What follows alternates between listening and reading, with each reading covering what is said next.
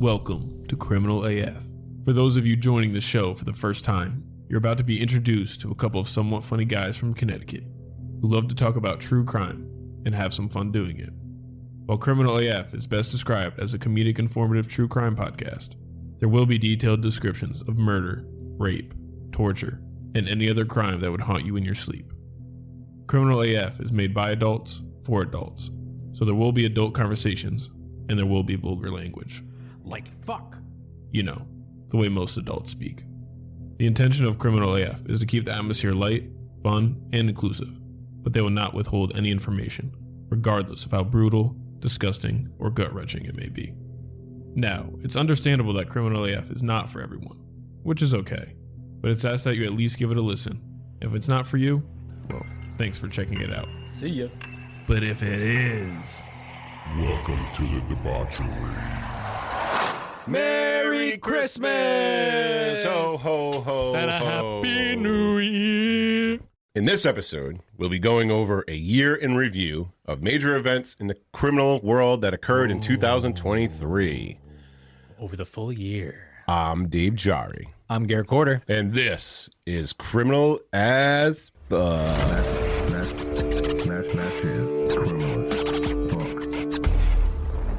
What's good, everybody, and welcome back to another episode of Criminal as Fuck. Once again, I'm Dave Jari, the clitoris cannibal, and with me, as always, is my co-host, the Noish necrophiliac, Garrett Corder. Ho, ho, ho. How you doing? Let's say what's up to the sponsor of this show, Factor Meals. Factor helps you fuel up fast for breakfast, lunch, and dinner with chef-prepared, dietitian-approved, ready-to-eat meals delivered straight to your door. You'll save time, eat well, and stay on track with your healthy lifestyle. And these are just a few reasons why Factor is America's #1 ready-to-eat meal delivery service. So stay tuned to learn how you can save big on your first month of Factor. Huge. It's huge. Huge. We got to give a shout out to Corey Cribbs for joining our fucked up family. So thank you very much, Corey. Thank you, Corey. Some quick notes before we go over the housekeeping items. Just stay tuned after the main story for another edition of Dear Douchebags, where Garrett and I offer advice to your current problems for free. And since it's free, it will be the worst advice you ever get. It's shitty. Yeah, but we're going to give it anyway. So be sure to hang out with us after the main story. Now head on over to criminalasfuck.com for all of your Criminal AF needs. Check out our episodes, videos, Patreon reviews, and of course our Merch. Go get you some merch. We're adding new styles and designs all the time, and we're even branching out to some other stuff other than just Criminal AF gear. It's full drop shipping over Oh, here. yeah, full. Gen Z millionaires over here. Yeah. So go check that out on our website or go directly to criminalafshop.com. You can also visit all of our friends over at welcometothe-debauchery.com, where you can find a plethora of independent podcasts joining together to create a beautiful podcast world. We have ourselves, Fright Flick FMK, True Crime University, and the list goes on. A symphony. A symphony of podcasts. So go show some love over at welcometothe-debauchery.com. And here's Debbie with a little message from True Crime University. So you like to listen to people talk about crime, but did you ever wonder why criminals do the things they do? Like what makes them tick? My name is Debbie, and I'm the professor at True Crime University. Join me in the classroom Thursdays, wherever you get your podcasts, for intellectual discussions about crime, psychology, and why criminals do what they do. See you there. Finally, if there's one thing that we ask of you is that you go to Apple Podcasts, Spotify, Good Pods, and leave us a 5-star rating, a positive review, Love those reviews, baby. and click the share button. It costs you absolutely zilch, and it'll help us immensely in spreading the word that Criminal AF is the #1 true crime podcast in the world. World. All right, Dave. Let's go to Florida. Yeehaw!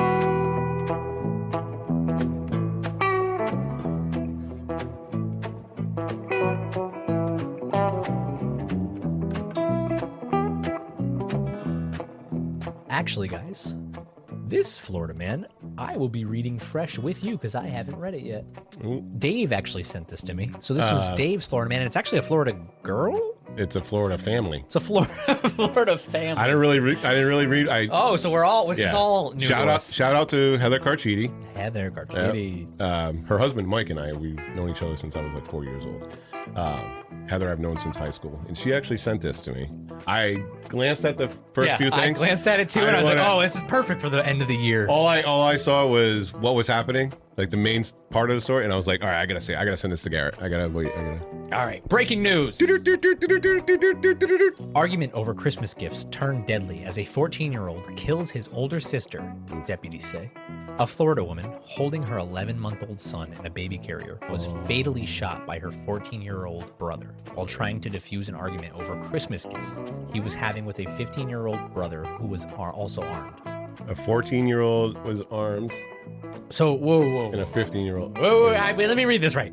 So a 14-year-old was carrying a gun. Was arguing over Christmas gifts. And arguing with a 15-year-old brother, and who was also armed. Yeah. So what are we doing? We're just hanging out, opening presents with fucking... You got your piece. What in the fucking Wild West is this shit? Right. It sounds like a Quentin Tarantino movie. Thanks for the Xbox, Mom. Pew, pew, pew, pew, pew, pew. So that's so sad, though, that the Florida woman holding the 11-month-old son died. Yeah. That's horrible. That is horrible. The 15-year-old brother then shot his 14-year-old brother, though not fatally, for killing their sister on Sunday in Largo, Florida, which is located in the Tampa metro area. Merry fucking holy Christmas. Shit. Merry fucking Christmas. The argument over gifts started while the three siblings were Christmas shopping with their mother and the sister's two sons, ages 6 and 11 months. Ugh. It continued when they went to their grandmother's house, where the sister, 23, told the younger brother to stop arguing with his older brother since it was Christmas Eve. Makes sense. Makes sense. Yeah. The younger brother then told his sister he was going to shoot her and her infant. Whoa, what the fuck? And then he shot her in the chest. Get the sheriff the fuck out. What the fuck? This, like, what? The older brother, and you guys thought like an argument with your dad talking about fucking Trump was the worst thing you could happen on. Please, can Uncle Billy not bring up fucking blood drinking and shit? the fucking Illuminati blood drinkers. Fucking Pizzagate. And these guys are shooting each other over Christmas gifts. The older brother then shot his younger brother outside the home because of what he had done. I'm not gonna side with somebody who kills somebody, but that dude is a little piece of shit. Yeah. All right, he shot him outside the home because of what he had done to their sister, tossing his firearm in a nearby yard. Authorities said he was taken to a mental health facility. Well, duh. Yeah. After he was located since he had threatened to harm himself. Once he was released from the mental health facility, he was taken to juvenile detention center, the news release said. The 14-year-old brother was charged with first-degree murder, with child abuse, and for possessing a firearm as a delinquent. Wow. His 15-year-old brother was charged with attempted first-degree murder and tampering with evidence, the sheriff's office said. Hey, look at the house. I'm going to tell you right now, out of all the Florida men that we have done, if you make me close my eyes and say, hey, what does this house look like? What does their house look like? Ladies and gentlemen, if you're watching on video, that right there is the perfect example that was in my head. I'm going to crop that picture and I'm going to post it on Instagram. Add it to the Instagram. Yeah. They got top-notch lawn furniture. Yeah. We have 3 different types of plastic chairs. Not just 3 plastic chairs, 3 different types of plastic chairs. Take your pick. There's a plethora. A quilt. There's a plethora. And 2 charcoal grills. Yeah. And something to put your feet on that you use as a chair. That is actually wild, though. It's literally like the Spider-Man meme on Christmas morning. All right, hear me out. If I'm a judge or an attorney or whatever for the state of Florida, I'm 100% charging the 14-year-old as an adult, first-degree murder, for sure, child abuse, everything that he's getting charged for. The 15-year-old, she was holding the baby too. Yeah. Well, yeah. What is it? Child abuse. Child abuse. Yeah, but endangerment? I mean, you gotta do attempted murder on a child. I'm throwing the fucking book at this dude. The 15-year-old. Self-defense. I might give him a gun charge because he's 15. Yeah. Everybody in here has what's going on? It's like that Spider-Man meme. Yeah, everybody's holding up their fucking guns. Jesus Christ! That's what I said. It's like a Quentin Tarantino movie, dude. Oh, it's my like God. The end of Hateful Eight. If anybody's ever seen that movie, a lot of people are going to bring up, well, in Florida, You can get a gun and all this other kind of shit. Bro. Dude, there's nobody. It's Christmas morning with your family. There's no state in the United States that would sell, I don't care what your gun laws are, there's no state in the United States that will sell a gun to a 14-year-old and a 15-year-old. No. Okay? So where do they get those guns? You got to know a guy who knows a guy out of the back of his trunk in his car. Yeah, but you never know. You know what I mean? They could be the uncle's guns and shit like that. Like, this family, Well, come on, yeah, you know what I mean? I'm just saying, you know what I mean? Like, there's no gun laws that are going to fucking prevent this. No. None. No, Zero. there's no- And this is the problem in the fucking United States. Yeah. But anyway, People want to harp on gun laws, yeah. but 15-year-old. it doesn't matter. 15-year-old, I'll give him. When Uncle Jerry has 17 guns in his house. And they're all unlocked. And you just go and grab one. Yeah, they're just laying next to the fucking the lawn chair. It's a people problem. The plastic lawn chair. He's got a fucking shotgun. Yeah, 15-year-old, I'd give him a gun charge. You got to give him something. You know what I mean? 15-year-old a gun. Give him a gun charge, but he was self-defense. He was defending his sister. I'm not mad at him. I'm Yeah. not I'm not mad at the 15-year-old. The 14-year-old clearly has some sort of mental health problems going on. Something's there. Because to get so worked up for your sister to tell you to calm down. Right, calm down. No, bitch. I'm going to shoot you. Yeah. And your kid. Yeah. So Rah! There you go. God You're damn, Dave. And fuck your baby, too. Well, this was a great Florida man because this is a wild Christmas. And like I said, some people complain that, they have to see their... Uncle Jerry brings up fucking Epstein Island. Yeah. I want to see the fucking plane records. The elites. Yeah. They're turning the frogs gay. They're building bunkers. 2024. But, hey, just be happy that you don't have gun-toting 14 and 15-year-olds at your Imagine that Christmas. shit. That's fucking wild. Yeah. Well, Merry Christmas. yeah. I know we like to usually have fun with this Florida man shit, but this is It's just a fucked up situation. Yeah. Like, if you look at the home, you look at I just know I can smell the house. Dude. Yeah. I can literally smell the inside of that house. Right. Like smells like Dutch guts and. Oh, I'm smelling it right now. It smells like Dutch guts and like burnt plastic. Probably from the crack pipe. Don't forget the Or the Brillo pads. Burnt Brillo pads and fucking Dutch guts. And don't forget the mothballs. Yeah. Oh yeah. There's got to be mothballs in there somewhere. For sure.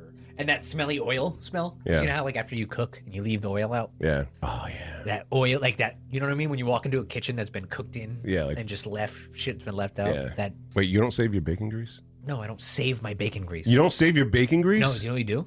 It's actually What? very helpful. You take an old... Hold on. Now Folgers- everybody to go on Instagram or something or email us or whatever. Dave at criminalaf.llc, Garrett at criminalaf.llc. Comment on Instagram, wherever. Let us know if you save your bacon grease. That's weird. And if you have a crazier story than this fucking Florida man, because this is fucking wild. Yeah, All right. give us your Christmas story give us your wrapping opening. Yeah. Because I guarantee you it doesn't beat this one. I like to share it in the next episode. Yeah. Yeah. Let us know your fucking crazy Christmas. But anyway, all right, go ahead. What? No, I was going to say you take a Folgers, the old, after you finish coffee, coffee tin. Yeah. Put the oil right in there, cap it, get it nice and full. Wait, and then are you talking about oil? Or are you talking about oil, like cooking oil. Okay. Yeah. Oh yeah, I've known people. Yeah. Yeah, it's easy. Like when you have like a fryer later or something. Yeah, you just redo the Crisco. Yeah. Boom. So bacon grease. Okay. Yeah. This is what I do. You make bacon. You let this grease sit in the pan, let it cool down. And it turns to that fatty. No, whitey not shit? yet. Not yet. Not yet. Okay. Just let it cool down. Yep. You dump the bacon grease into an ice cube tray. Oh my god. Listen. What kind of fucking white trash shit is Dude, this? no, listen to what? me. No, I'm going to change your fucking world. Now your ice cube trays smell like fucking bacon, I'm dude. going You're gonna to drink no, water. Just one. You're not doing Oh, so you have a special bacon grease ice Actually, tray? yeah. Listen, I learned this when I was doing keto back in the day. So you dump your bacon grease into the ice cube tray, right? And you put it in the freezer. Let it freeze. Whatever. All right. So it's sitting in the freezer. And then, like, let's say, oh, I'm going to cook up a steak or I'm going to cook up some eggs or I'm going to do something, right? So instead of using, instead of oil in your pan Or putting butter. or putting butter or whatever, you pop out a fucking cube of bacon grease, let it melt down, cook up your eggs. Actually, that's not a bad idea. Dude, makes everything taste like bacon. That's actually not a bad Everything. Yeah, so go ahead, mock me. You changed my mind. You changed my Yeah. mind. See, I told you I was going to change your world. I was gonna. I told you. That it does make sense, but the problem with me is to know that I have a ice cube tray full of bacon grease. Oh, yeah. Dude, you I can't don't go wrong with bacon grease. I don't know. Oh, it's so good. I don't know if I could do it. So good. But it is a smart idea. I would give you that. Yeah. Yeah. Anything you cook, you just throw a little cube of fucking bacon grease and now you got bacon flavored steak, bacon flavored chicken, bacon flavored eggs. You can't go wrong with bacon flavored eggs. Yeah. So there you go. Try it at home and then thank me when you do it. All right, so yeah, that was a fucked up Florida man. Yeah. So in this episode, we'll be going over a year in review of major criminal events that occurred in 2023. Was it a good year? 23? Was it a good year Eh, for you? wasn't awful. That's what I mean. It seems very mediocre. Yeah. It wasn't like eventful. It wasn't. Let me tell you, 2020, COVID year, was a lot more eventful for me than 2023. For sure. Yeah. I love 2020. 2020. I bought my house. Bought my first house. Like, I did a lot in 2020. 2020, like the first few months of COVID when everybody was like, you're going to die, you know? Yeah, it was fun. Yeah. I was staying at home. I thought the world was going to end. It kind of excited me. Yeah. Yeah. But I'm just saying, 2023 seemed, it just seemed, Yeah. It just felt like I floated by this year. It was just a year. A Yeah. year in a life. Yep. Yeah, nothing major. Kind of happy to see it go, to be honest with you. Yeah. 2024 is going to be good. You think so? Yeah. I like it. I'm going to CrimeCon, Nashville, in May. Going to hit some Pigeon Forge. Going to hit the Crime Museum. Hatfield Sir, McCoy. can you please get out of Ted Bundy's car? I just want to smell it. I just want to smell the seats. smell the seats. I'm smelling the seats. I can still smell her. Yeah. All right, go ahead. Keep going. Go along with the episode. Come on. Oh yeah. So on the way back, I'm going to do CrimeCon in May. I'm going to hit Pigeon Forge on the way back. I'm going to hit the Crime Museum. I'm going to do the Hatfield McCoy restaurant there. You know, get my white trash on. Ding ding ding ding ding. Dueling Banjos. Yep. Welcome to the main stage. Jimmy John and Jimmy B. I'm gonna hit Manassas. Another battlefield.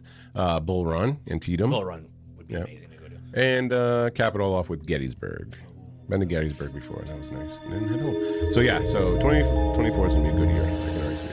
Criminal AF will be back after this quick break. This bustling holiday season, you might be looking for nutritious, flavorful meals to fuel you on jam-packed days.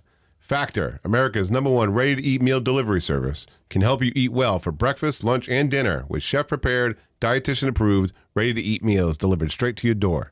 You'll save time and stay on track with your healthy lifestyle while tackling all of your holiday to-dos. With Factor, you can rest assured you're making a sustainable choice.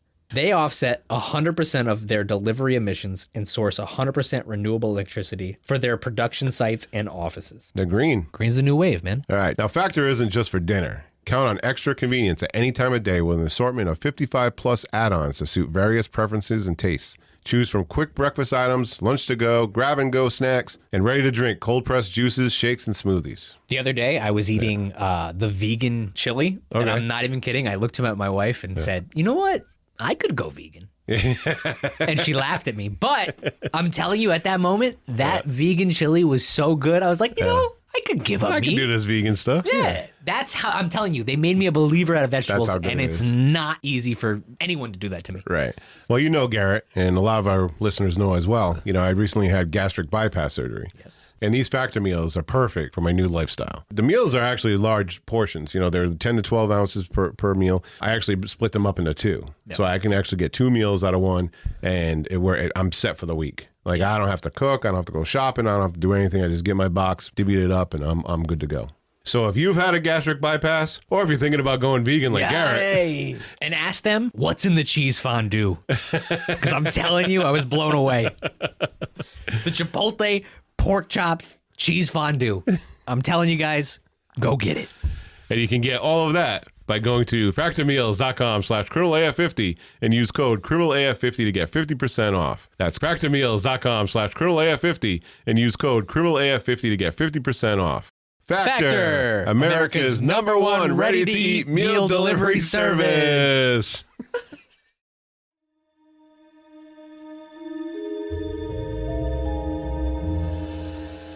Now back to Criminal AF. All right, so let's get into this episode. So everybody, you know, grab some snacks, pour your favorite drink. If you're driving to work, you know, don't do that. Yeah. Drive. But, Relax. you could tell your boss to go fucking pound sand. Hey. Because it's time to fuck this episode in the mouth. What do you say? Oh, yeah. Complete with sound effects. All right, so let's begin this year in January, as it usually does. And the trial of Alex Murdaugh began. Oh, big one. Right off the rip. Right off the rip. For the murders of his wife, Margaret, and his youngest son, Paul, back in June. You know it's big if Netflix does a fucking gigantic documentary about it.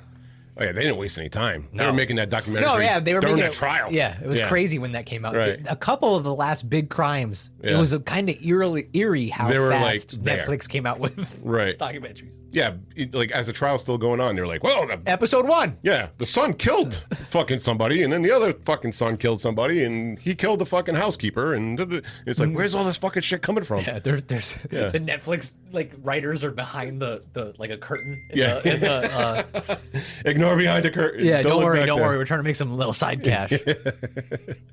All right. So, so in conjunction with these murders, he was also indicted on more than 100 financial crimes. If you've been too caught up, in the CIA documents proving that that they were involved in the assassination of JFK, and you missed this story, here's the Cliff Notes. So, Alex Murdaugh, which is true. Nobody talks about that. But I guess, that was confirmed, by the way. And Confirmed. yeah, UFOs also. But anyway, that's another episode. I love how we just don't give a fuck anymore about that. What, Like UFOs? if the shit that was coming out now about how we have no clue what the fuck's going on, came out 20 years ago, everybody'd be freaking out. But we're just so over it. We're like, Right. yeah, duh. And people are saying the reason nobody's talking from governments or whatever, then the reason not talking about UFOs and aliens and stuff like that because the average citizen can't handle the truth, dude. At this point, nothing is going to phase us. Yeah, seriously. Nothing. You might as well just tell us. Yeah. All right. All right, go ahead. Sorry, we're Getting sidetracked there.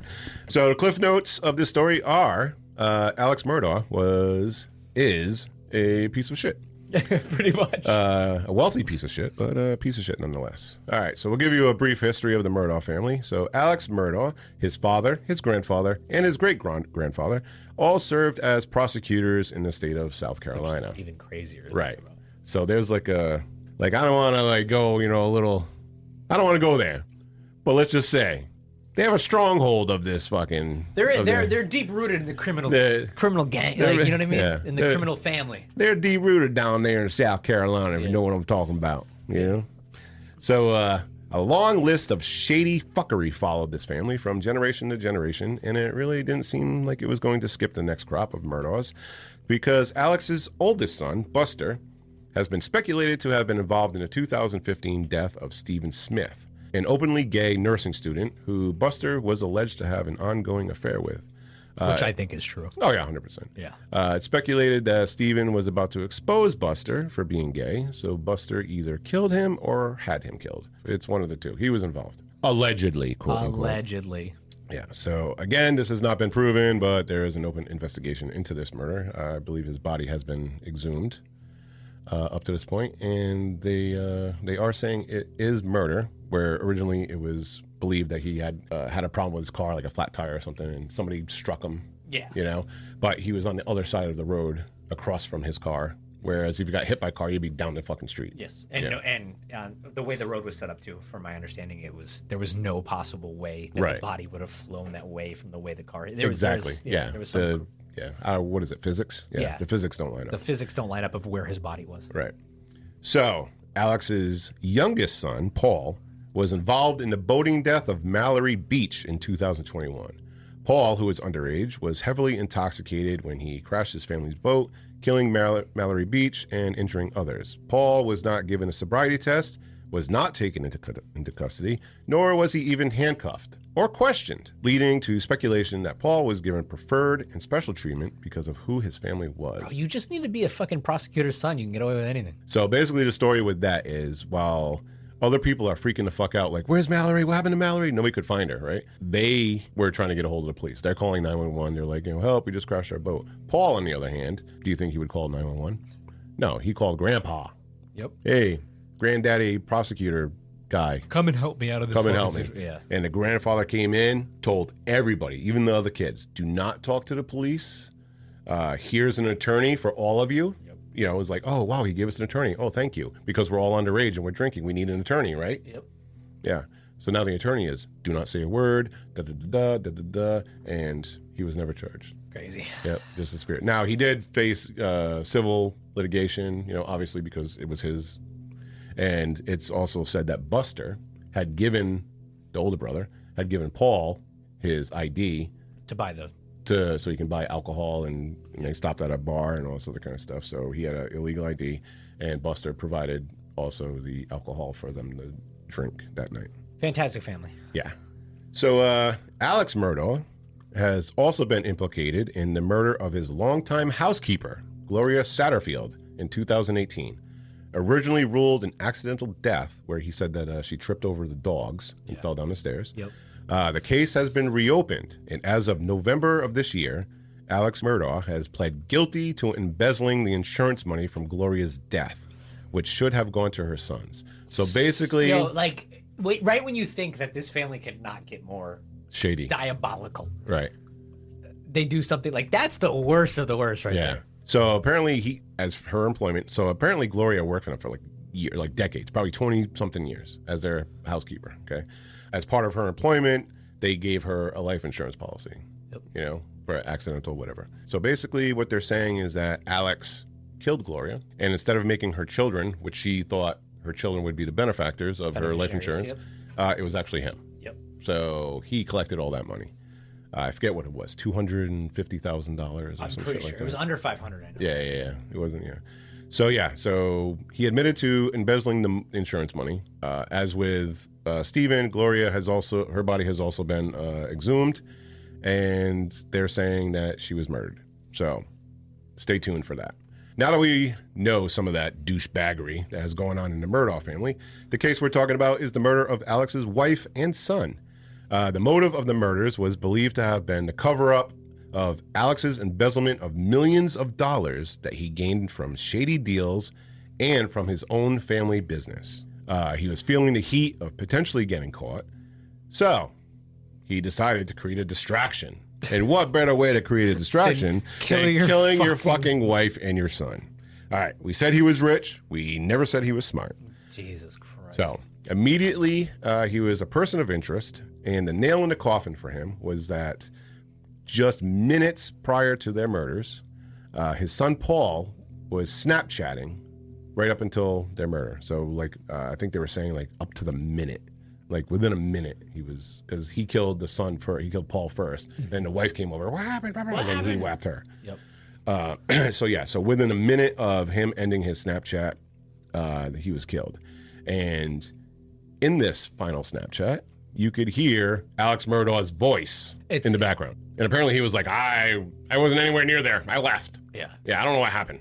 It's just funny to think that your son having a phone wouldn't know exactly that he would bring out the phone and somewhat record the situation if something's getting weird. Yeah. Right. I don't know. Kids nowadays are a little too smart for that. I know. Yeah.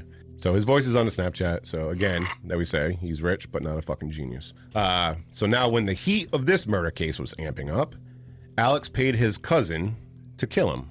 Okay. And now if you've seen this cousin, this is not an attorney cousin. No. This is like a cousin. It's like a cousin that would live in that house that we did on Florida. It was like, hey, I need a little fix. I need a little meth fix. Can you hook me up? And he's like, yeah, kill me. I'll pay you $10,000. He's like, okay. Fucking hitting the pipe. All right. So paid his cousin to kill him to make it look like a random act of violence. And surprisingly, it was another broken down car on the side of a road situation. Yep. The reason he wanted to be killed is because he wanted Buster to receive his $10 million life insurance policy. But guess what? There's a couple of branches that are broken in this family tree because the cousin just injured Alex, leaving Alex to face the music of his embezzlement and the murders of Margaret and Paul. Which he deserved. Yeah. So when all is said and done, Murdaugh was convicted of over 100 charges of embezzlement, breach of trust, fraudulent intent, money laundering, wire fraud, computer crimes, and forgery. And on March 3rd, 2023, Alex Murdaugh was convicted in the murders of Margaret and Paul. For those crimes, he was sentenced the following day to 2 consecutive life sentences without the possibility of parole. Good. And now he has the Gloria case coming up. Yep. I hope her family gets justice too. Yeah. Well, apparently Buster is in charge of all the estate now. Basically, Alex Murdaugh signed off all the estate. So he's been selling off all the properties and collecting millions. And the family of Gloria and the family. What a great person to be holding that estate, by the way. Right. I'm gonna go drug on a boat. Yeah. I'm gonna sell my dad's shit. Yeah. He's probably happy. That's what's crazy. They're almost like He's a probably whole like, bunch look of at all the sociopath. fucking money I get. Yeah. Look at all. But hey, don't hold your breath on the money, because the family of Gloria, the family of Stephen, and the family of Mallory Are all going for civil are suits. all going for that fucking money. And even some of the other kids that were in the boat that day are like, you fucked us up. That's your fault. Yep. So now they're all trying to cash in on these fucking millions that Buster is now fucking collecting. Yeah, Buster needs to get fucking. Nah, they won't. He won't get it. No. He won't give it to him. He will party his ass off, die somehow before any money is spent to them. That's the sad part about it. All right, the next story is we have Victoria Nasiova. She was sentenced to 21 years in prison for attempting to kill her look-alike with poisoned cheesecake. Interesting. So on April 20th, 2023, in Queens, New York Supreme Court, the justice there, Kenneth Holder, sentenced Victoria Nasiova of Brooklyn to 21 years in prison for an identity theft plot in which she attempted to murder her beautician, who looked like her, by poisoning her with cheesecake. Crazy. Yeah. A jury found her guilty of the 2016 attempted poisoning and other charges in February of 2023. Her friend, eyelash stylist Olga Schizvik. These foreign nail salons, for sure. Olga Just trying to kill each other with cheesecakes and stuff. What's going on at the spa? And she actually survived. So the judge called Nasiova an extremely dangerous woman and said her crimes were diabolical. Nasiova's response to the judge in court after he announced her sentencing was, "Fuck you." No. Fuck you. Fuck you. Fuck you. Fuck you. I can't do it. All right. Prosecutors said Nasiova, who is from Russia, used a poison available only in Russia.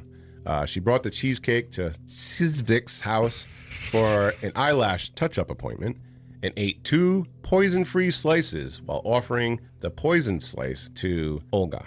20 minutes later, Olga started to feel sick and went to lie down. Her friend found her unconscious the following day with pills scattered all around her.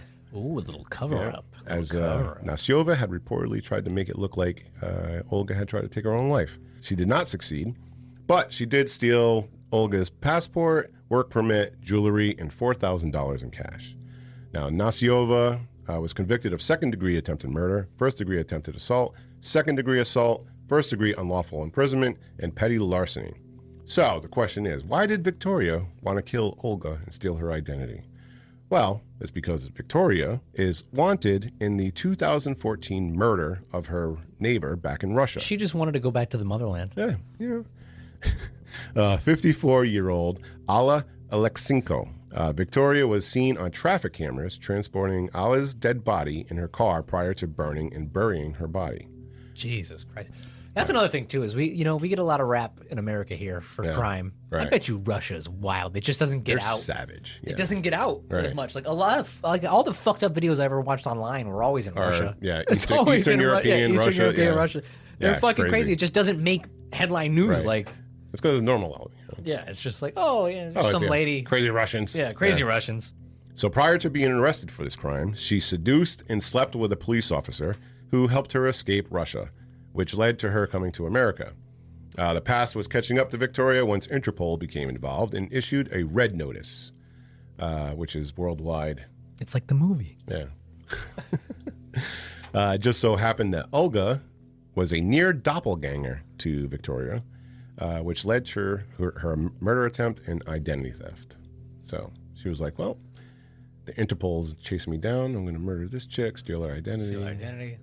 Make her look like I'm the dead one, whatever. So that's that. Victoria, done. That's Done for. that's a crazy story. It's actually well thought out too. Yeah. She just didn't pull it off. Like having her OD on a cheesecake. That could have and then easily dumping the pills. It could have easily went the other way. Yeah. And she could have been. Scot-free. Yep. Yeah. For sure. Yep. What do we got? All right. And of course, we have the 81-year-old Ted Kaczynski was found dead in his prison cell on June 10th on 2023. Known for decades as the Unabomber. The Unabomber. Kaczynski was known for mailing 16 bombs between 1978 and 1995. 60. I didn't think it was that many. It was 16. Didn't he also try to like crash a plane too? Yeah, but I'm pretty sure not all of them. The 16 actually worked. Yeah. It was. I think he was more of like he liked to strike fear. You know what I mean? That he liked the ambiance of the Unabomber, right. the figure that he made. Yeah, because the plane one was one of the duds. Yeah. Like it went off, but it was just like a... If that went off, though, that would have been big news. Yeah, that would have been big news. Because now some would argue that would have started the whole TSA and all the whole... Wait, whoa, I just thought about this. What? If the Unabomber succeeded in blowing up that plane... We wouldn't have 9/11. Would 9/11 even have happened? He would have saved... Holy shit, I didn't even think about that. He would have saved thousands of lives. And over here, we're villainising him. And 20 plus years in Afghanistan and Iraq. I'm telling you, because they would have instantly implemented better searches, better all that stuff. Oh, yeah. 9/11 might have never happened. Wow. We just broke... Boom. Breaking news. Breaking news. The Unabomber was actually... No. Don't do that. His arrest came shortly after his 35,000-word manifesto was published in the New York Times and Washington Post, which is another crazy thing because we won't glorify anybody nowadays, but we'll post. Back then, we posted his fucking manifesto, entire 35,000 word on the New York Times. Yeah, like you still have to read that. Oh, I've never read it. You have to. I want to. Oh yeah, I want to do it. Yeah, but isn't it like the whole like consumer this and like anti? It talks a lot about social media, the way fucking the government is working now. I feel like hermits, they do that though. I don't know. Like I would never read like it. It makes sense. From back in 1995, he was ahead of his time. You're saying? Yeah. His arrest came shortly after his 35,000-word manifesto and was published in the New York Times and the New York Times and Washington Post. Kaczynski had threatened to send more bombs if the papers didn't publish his letters. However, Kaczynski's sister-in-law suspected he had written the letter. A 35,000-word manifesto, just blank. And then your sister-in-law. That's Ted. That has to be Ted for sure. That has to be Ted. But that means he was definitely an interesting character. If she knew off the rip, like, oh no, this is definitely that's 100% him. Yeah. Yeah. Whereas fucking BTK's wife had no clue. Yeah. When that caller sounds just like you. Oh, I don't know. Well, that house is right down the road. Yeah. All right. Some people are smarter than others. Yeah. All right. She and Kaczynski's brother contacted the FBI, and Kaczynski was arrested at his Montana home on April 3rd, 1995. Imagine the smell of that cabin. Oh yeah, that was his last 20 years maybe. That was his Alamo at the end of the day, because he wasn't going to go. He went out. He didn't go peacefully. That was a standstill, right?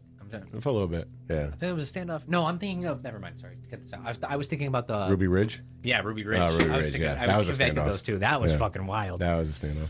Ruby Ridge actually had a trickle down effect. That would be a good Ruby Ridge. Ruby Waco. Ridge. Waco would be a good one to do on here too. No, I'm saying that's a trickle down. Yeah. Because they hit Ruby Ridge first, right? I forget what year. It was late 80s, early 90s. Early 90s, yeah. They hit Ruby Ridge, and then Waco was kind of in response to Ruby Ridge. They overthrew at it. Yeah, and then the Oklahoma City bombing was in response to Waco. Yep. So they were all connected. Yeah. Yep. Yeah, because it's like fuck the FBI. Yeah. David Koresh said that specifically because of Ruby Ridge. That is the reason why he was stockpiling ammo and all that stuff. Mm-hmm. Wow, we're breaking some. Yep. Wow. That I'm telling you. Waco would be a good one to talk about. Yeah. I love Waco. Ruby Ridge would be a good one to talk about. Future episodes. Yeah. All right. Kaczynski pleaded guilty to his crimes in order to avoid the death penalty. He was sentenced to life in prison in 1998. Kaczynski's brother initially didn't believe he could be the Unabomber because he had never shown any signs of violence. So his wife, the sister-in-law, must have been like, that's your brother. And he's like, no, I don't know. That's your brother. That's your fucking brother. You better call the FBI. That's your fucking brother. Yep. And he's like, no, it could be anybody. Oh my God, he said the same thing at Thanksgiving the other day. That's how it went. Yeah. Bro, he sits there and spews this bullshit all day. What are you talking about? That's your brother. Yeah. And that was like, they had no clue who it was, so it was nationwide news. Yeah. So the fact that, out of X amount of people that live in the United States, she was like, 350. Nope, that's Ted. Out of 350 million people, she's like, that's fucking Ted. I don't care what you say. That's crazy. Yeah. That is actually nutty. Because that means he was spewing whatever he was saying, he was just regurgitating at all times. For her to pick it up on in her head. Yeah. Have you seen there's a documentary on the Unabomber, and they actually interviewed the brother. I didn't. You haven't seen that? No. So this is what I'm picturing. Yep. So it says right here that, his brother was like, no, I couldn't have been, I really didn't think it was him, blah, blah, blah. He comes off as a very timid, easily manipulated kind of person. Sure, hon. Yeah. So I can just see the wife right now. No, you're fucking calling the FBI. He's like, okay. Okay. I don't think it's it's him. I don't think no, shut the fuck up. You got to call the FBI. Hi, detective. My wife's over here. Said, my wife said that she thinks it might be my brother-in-law. I'm not sure. I'm not really sure. I don't. He's a little troubled, but I don't think he'll do this. He whispers, "It's not him. I don't think it's him." But my wife said that it's That's actually crazy. Well, shout out to the sister-in-law. Yeah, because they would have never found him either. The Unabomber would have kept going. Yeah, she called him out. Criminal AF will be back after this quick break.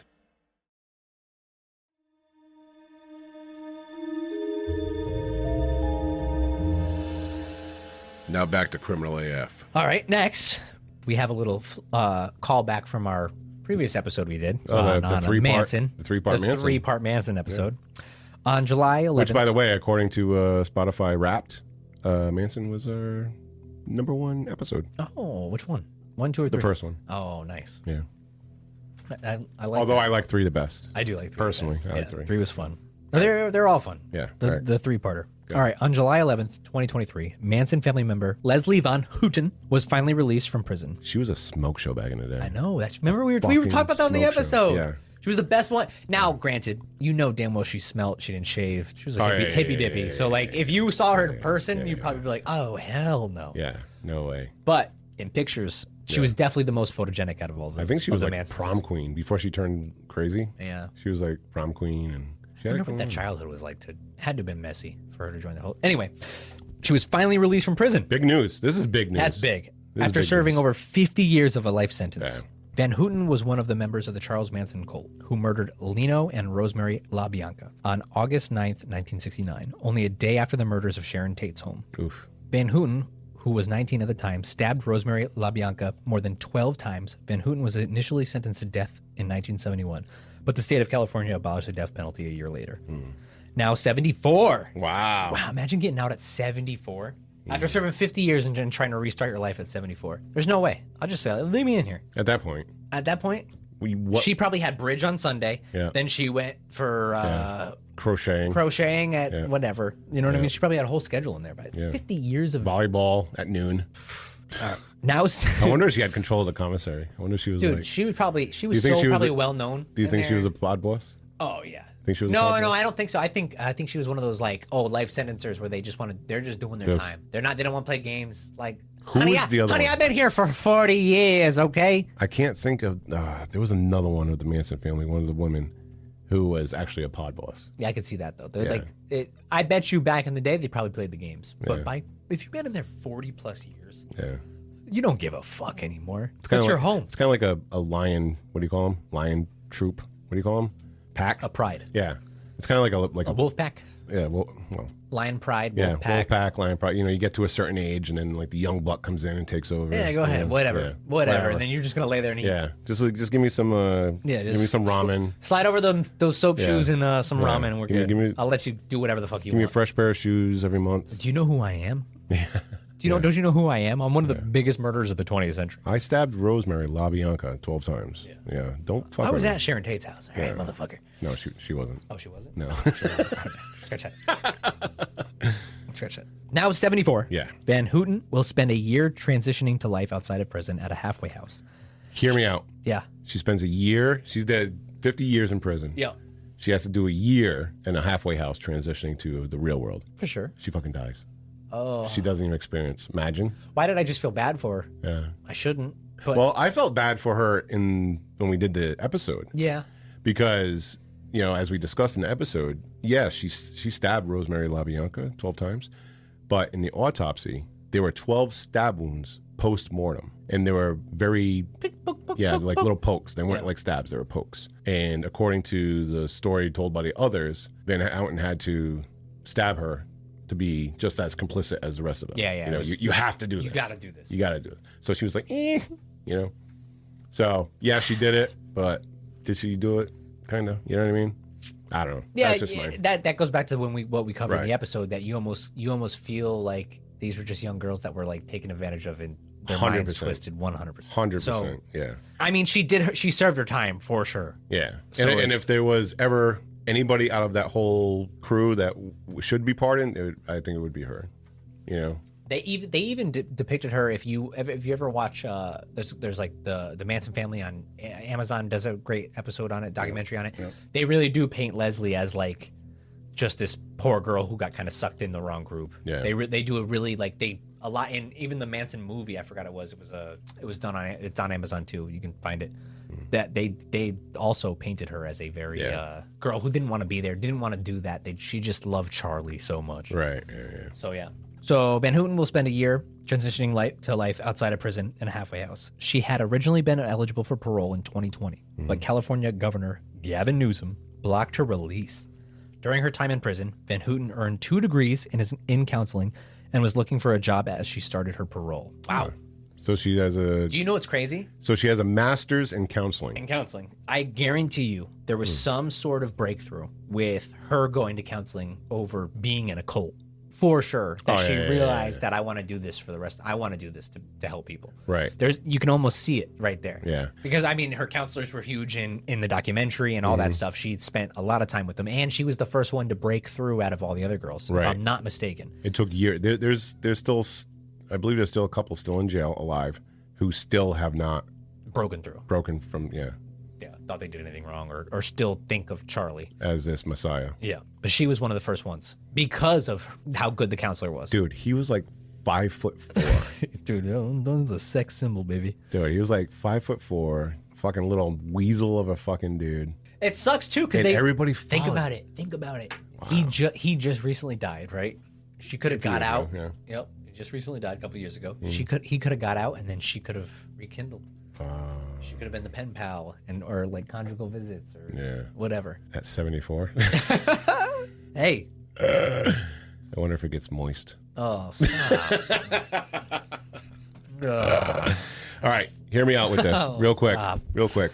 Gavin Newsom. Yeah. Does he remind you of the guy from Hunger Games? The MC? A little bit, yeah. He reminds me of the guy from Hunger Games. A little bit, yeah. Katniss Everdeen, Yeah. the girl on fire. Sorry, go ahead. All right, moving along. All right, so in July 31st of this year, Lori Vallow Daybell, if you remember this case, was sentenced to 2 consecutive life sentences for the murder of her children, 16-year-old Tylee Ryan and 7-year-old Joshua J.J. Vallow, as well as conspiracy in relation to the death of Tammy Daybell, the first wife of Lori's husband, Chad Daybell. Although Lori pleaded not guilty to the charges, she was found guilty after 2 days of deliberation, and the judge passed down her sentence, along with an additional 10 years for receiving Social Security benefits for her children after their murders.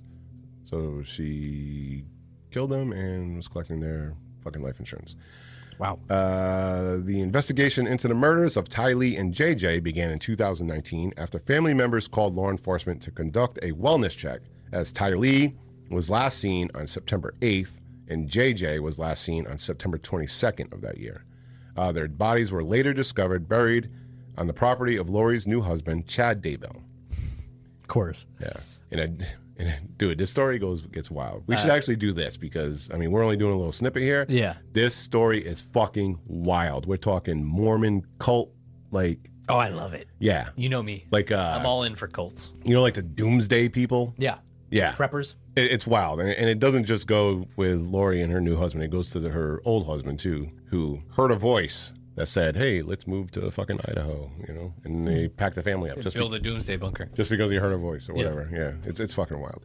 All right, so in addition to the deaths of her children and conspiracy to commit murder for Chad's ex-wife, Lori has also been charged in the murder of her ex-husband, Charles Vallow, and the attempted murder of her niece's ex-husband, Brandon Boudreaux. Jesus. Wild. So they're just running this fucking murder. It's like Survivor. Yeah.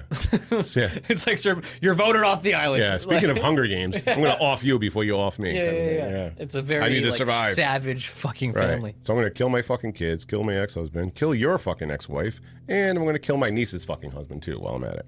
All right, what's next? Oh, Well, next, I mean, we covered it. Yeah. On one of the episodes this year Yeah. was Rex Huberman. Rex Sherman, architect. That was big news. Big news. We were so excited, and then all the reports just dropped off. Yeah, too. just dropped It off. Sucked. Everybody stopped talking. Nobody was talking about Yeah. it. It took nearly 13 years for investigators to track down Rex Huberman, Architect. who has been accused and charged with the murders of the now infamous Gilgo 4. A married father of 2 living directly across the bay from where the bodies were found. Huberman, architect, alleged... We're going to do that every time. No. I had to throw one more in there. Alleged ties to at least 4 of the 11 Gilgo Beach murders that shocked the true crime world. Yeah. That was wild, though. When that news broke. Oh, yeah. We fucking thought, like, wild. holy shit, we're gonna finally get one as we're doing Criminal AF. The details of the investigation, including DNA lifted off of a pizza crust and calls taunting a victim's family, have garnered national attention. The bodies of the woman who became known as the Gilgo 4 were discovered in the brush at Gilgo Beach in December 2010, following the disappearance of Shannon Gilbert. That was a wild story right there. Yep, that was good. The so-called Long Island serial killer investigation involved painstaking phone analysis, the search for better DNA technology, and the hope that a tip would come in and change everything. So far, Huberman, architect, is suspected in 4 of the deaths, and he's only been charged in connection with 3 of them. Many questions remain surrounding the additional 6 sets of human remains, including a toddler that were found in the brush along Ocean Parkway near Gilgo Beach. That's I still want to know. That has to be. Yeah, I'm surprised they haven't know run more. It. Well, the trial. When is the trial? I mean, we got to look that up. When the trial's supposed to start and all We'll that do stuff. a follow up. His arrest also led to more evidence that has taken law enforcement across state lines. Police are paying close attention to properties in South Carolina, Nevada, and investigators are re-examining a case in Atlantic City involving 4 sex workers found dead in 2006. Wow. Imagine if they can tie that. Imagine he gets up to 20? Dude, he's on a spree. 20? Jesus. That puts him like in Atlantic City is the perfect place higher. to kill people, though. Yeah. Well, let's be honest. Well, I mean, Vegas. You have the deserts. Vegas. Any, like, Atlantic City. Sin City. You have the forests. Yep. There's pretty dense forests around Atlantic City. I learned that in Sopranos. Have you been to Atlantic City? You never been to Atlantic City? No. The Jersey Shore, none of that? Yeah, I've been to not like the Atlantic City. Yeah. Yeah. It's really I've been to, like- bad. Especially like us being so close to 2 really nice casinos. Yeah. When you see Atlantic City, you're like, what dump. the fuck? It's a fucking dump. Yeah, it's bad. It's really bad. I went there my 21st birthday, right after my 21st birthday. Oh, really? Yeah, never go there again. I heard that Atlantic City is, if you stay on the boardwalk, It's beautiful. it's beautiful. It's nice. It's, you You cross the street. I heard if you go down if you go across the street or down an alley, you're going to fucking die. Yeah, it's bad. Or get mugged. It's like Washington. Washington D.C. is the same way. You stay in the Capitol, it's like, wow. You take a left. Wow. There's the White House. There's the monument. And then you take a left and you're like, what the fuck? Yeah. It's amazing how some of those places can be so bad and so nice at the same time. Right. Like right across the street. All right, next up, we have Dwayne Keefe D. Davis, who is charged with murder in the death of Tupac Shakur. I don't think he did it. I don't think he did it. They're saying that he didn't. Well, let's read. Let's see what they say here. I don't think So, on September 29, 2023, Dwayne Keefe D. Was arrested for his involvement in the murder of rap legend Tupac Shakur. Tupac was wounded and later died of his injuries following a drive-by shooting in Las Vegas on September 7th, 1996. Davis, a former gang leader, was arrested following a July 2023 search of his home, along with other leads that he was involved in the fatal shooting. Prosecutors state that Davis arranged the shooting after Shakur got into a fight with Davis's nephew at a Las Vegas casino. They allege that Davis possessed a gun, which another passenger in the car used to shoot Shakur. If convicted, the 60-year-old Davis would spend the rest of his life in prison. Davis has already pleaded not guilty to the charges against him. So basically, Keefe D, what they're saying is he did not pull the trigger. He Orchestrated. He ordered the... We all know Suge orchestrated that shit, dude. Come on. Dude, I heard this wild, and I'm going to say it's a conspiracy theory, okay? A wild conspiracy theory that P. Diddy actually... You mean Diddy the Diddler? Diddy the Diddler. Gotcha. First off, that's a whole other episode that we're probably going to have to cover as more shit With comes Cassie. out once a week. No, once a week shit's coming out. Oh, now. yeah. with this guy. 50 Cent has been dropping some good shit. Yeah. All right. So the conspiracy theory is Puff Daddy, P. Diddy, paid these guys to kill Suge and Tupac. Yep. Okay, because they had that beef going on, right? So they did this. They killed Tupac. P. Diddy never paid them. Basically ghosted them. Didn't do nothing. So in retaliation of being ghosted, They killed Biggie. they killed Biggie. I mean, it's not far off. I mean, I don't know. They're definitely. It sounds legit. We know that there was some sort of beef between Yeah. Bad Boy and what is it, Death Row? Yeah. So who knows? Well, no, I don't think. Well, I think they're going to get off. There's not enough evidence. Yeah. I don't think he will. KVD will get charged. Yeah, we'll see. You know what? That's another interesting thing that 20 years ago, this would have been breaking, or 10 years ago, this would have been breaking news, like going along with the aliens thing that we were talking about earlier. Right. Yeah. Everybody's like, Yeah. Like Tupac's murder. Like people remember. Tupac's still alive. He's in Cuba. Yeah. Tupac's still alive. He's hanging on the beach with Michael Jackson. Like, no, remember, like that was like the biggest thing ever was who killed Tupac? Who killed? Yeah. Nobody gives a fuck anymore. It's crazy. It's sad too. Our attention spans are just so short. All right, next we have Jordan van der Sloot. Oh, this fucking scumbag. Yeah, biggest scumbag of the year for sure. His recent confession that he killed Alabama teenager Natalie Holloway in Aruba in 2005.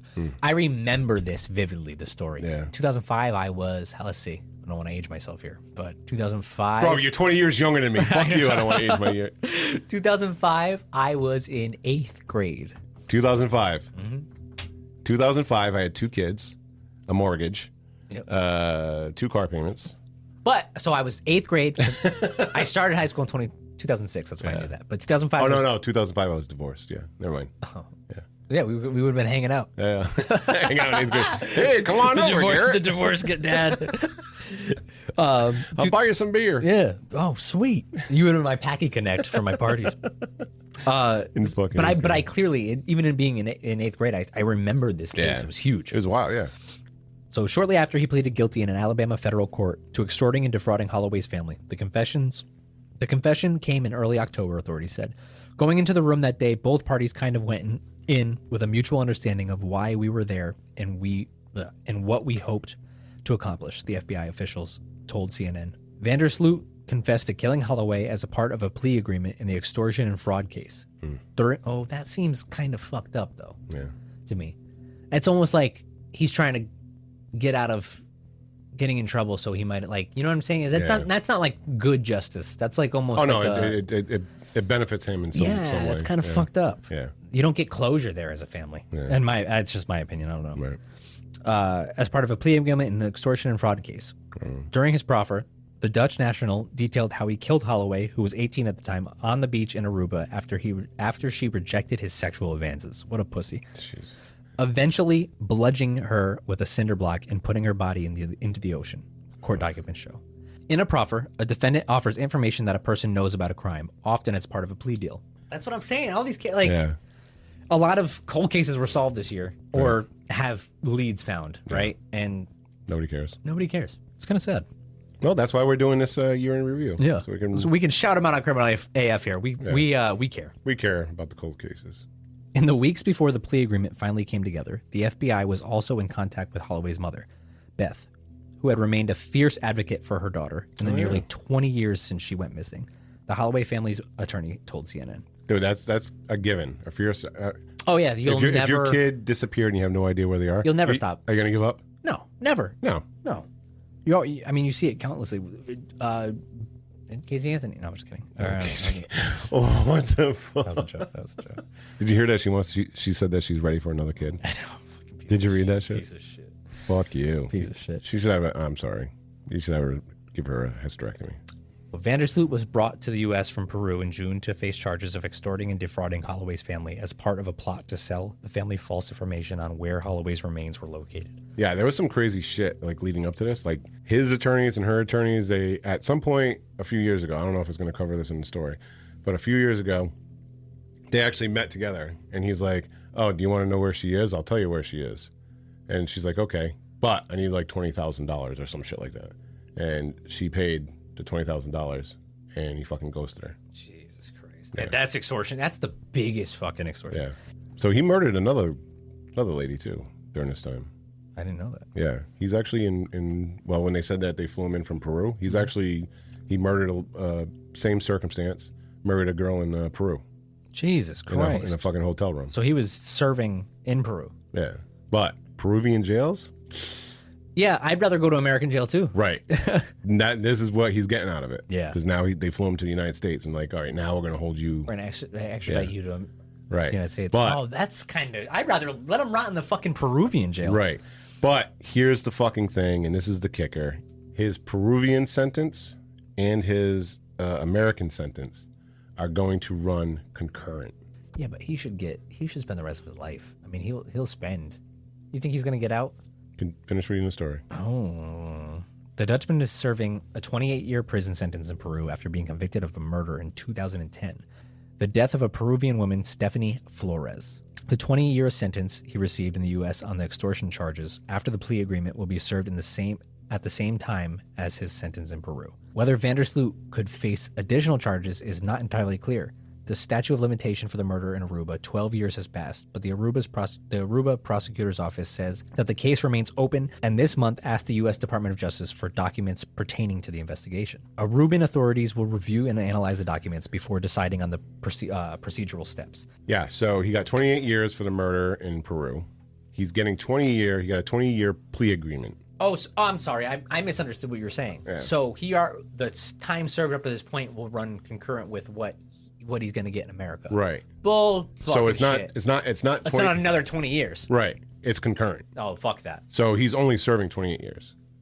So he's going to serve 20 of the years in the United States prison, and he's going to serve 8 years in the Peruvian prison. Fuck that shit. Yeah, that's it. That's all he's getting. He murders two young women because they didn't want to fuck him. And he's like, oh, well, guess what? You're fucking dead. I'm going to kill you now. That's crazy. Yeah. Oh, that's fucking... And he gets 28 years. Fucking piece of shit. Hopefully we get like one of those endings where he dies in fucking jail. Somebody needs to fucking change him. Criminal AF will be back after this quick break. This bustling holiday season, you might be looking for nutritious, flavorful meals to fuel you on jam-packed days.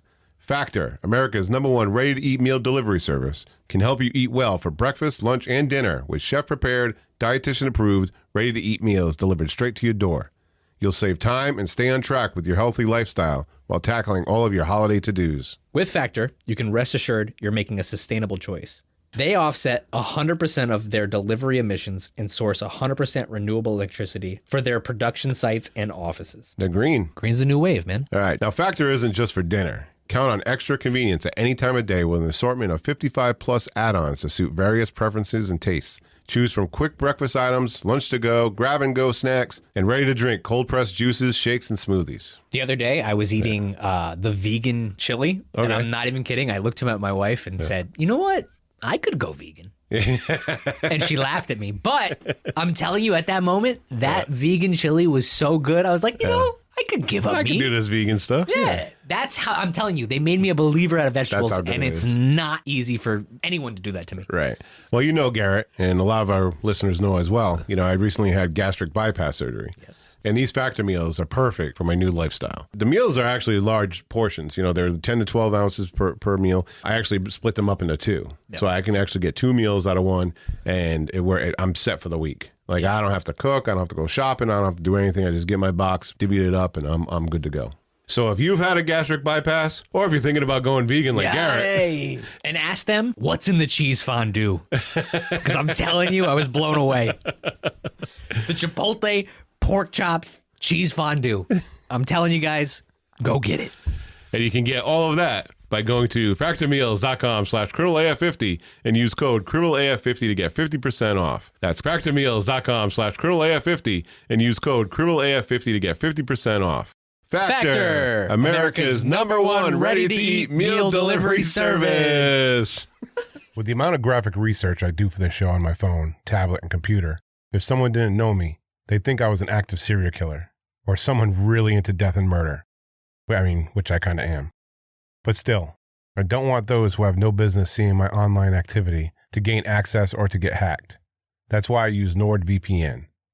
With NordVPN, I can avoid government tracking, hackers, and other forms of exploitation by allowing me to change my IP address, virtually disappearing on the web. So go to the show notes on this episode and click the link for NordVPN to receive 69% off plus 3 extra months. Now back to Criminal AF. All right. Do you remember Gypsy Rose? That sounds so familiar. Rose. Yeah, Gypsy Rose Blanchard. She was granted early parole. So in June of 2015, Dee Dee Blanchard, her mother, was found murdered in their Missouri home. It would soon be learned that Dee Dee was murdered by her daughter, Gypsy Rose Blanchard, and Gypsy's boyfriend at the time. I do remember this story. Yes. Yes. Her boyfriend, Nick Gojan. Go John. Due to Gypsy being a victim of Munchausen by proxy. As it turned out, Dee Dee had purposely made Gypsy sick for years, making up illnesses that the young girl didn't have, and telling Gypsy that no one would believe her even if she revealed the truth. I mean, we're going to the extent of confining her to a fucking wheelchair, basically making her so fucking weak, all this other kind of shit. I remember this story because when we did the episode on Mary Beth Tinning? Mary Beth Tinning, I was looking up just Munchausen syndrome in general, and that came up. This came up. Yeah. So yeah. This was a very, very sick fucking case. That's crazy that you would do that to your own kids. Yeah. But that's a whole Don't. She wanted the fucking attention. Oh, look at me. Feel bad for me. Look at my baby. My baby's sick. She can't walk. She's in a fucking wheelchair. Oh my God. Feel bad for me. After meeting Gojan online, Gypsy and Gojan devised a plan to murder Dee Dee and run away. After being convicted of first-degree murder and sentenced to 10 years in prison in 2016, now 32 years old, Gypsy Rose Blanchard will be given early parole and released as of today. We're December 27th. Will be released tomorrow, December 28th. Wow. 2023. Gojan was sentenced to life in prison without parole in a separate 2019 case. Blanchard and Gojan broke up years ago, but Blanchard is currently married to a man she exchanged letters with while incarcerated. What is this? Love After Lockup? What's that show? Love After Lockup. I think Love Behind Bars. Or Love whatever. Behind Bars. Yeah. Some shit like that. That's amazing that people are just so desperate that they mail letters into. My new favorite thing is watching YouTube videos. Yeah. There's a video camera, and inmates will call up.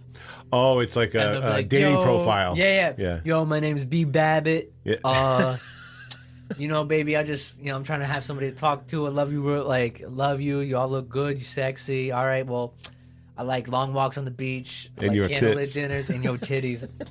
Bye, baby. And then it hangs up. Hit me up. I'm inmate 4535. And then they hang up. And then they go to the next one. It is so funny. Oh, my God. I saw the female ones. Yeah, the female ones are funny, too. But the men one are the best because they come with so much, cockiness and swagger. You're like, bro, you're serving a fucking life sentence. Why are you acting like you're... You can only take so much dick in prison. You know what I mean? The craziest story about this is she only got 10 years. You need to be looking at those pictures of the nudes while you're, Life in jail, I'd probably bopping I'd probably go the other way too. Yeah? Life in jail, I gotta get. Are you the pitcher or catcher?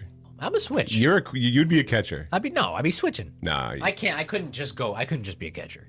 I would get no. I'd have to switch. Yeah, we gotta have fun with it. Yeah, you never know. Whatever.